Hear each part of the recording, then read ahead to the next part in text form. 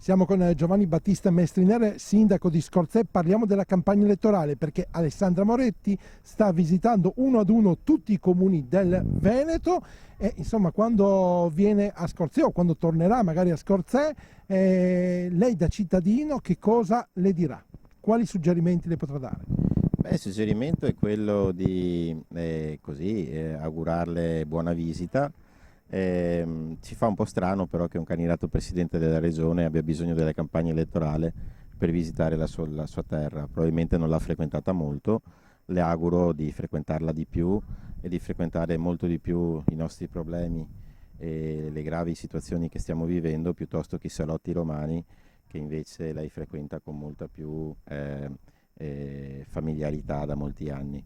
Noi abbiamo bisogno invece di un presidente come Luca Zaia che sappia esattamente che cosa vuole la sua terra senza aspettare le campagne elettorali. Che cosa dovrebbe fare Luca Zaia per questo secondo mandato?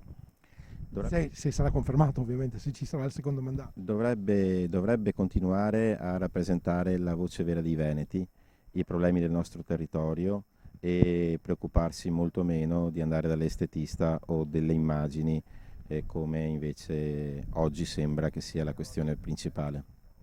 Di Zaia, l'estetista? No, no, in generale diciamo, ma siccome la battuta famosa della Moretti è questa, che lei rappresenta le donne perché va dall'estetista, forse è il caso invece di avere dei rappresentanti politici che rappresentino la realtà dove vivono.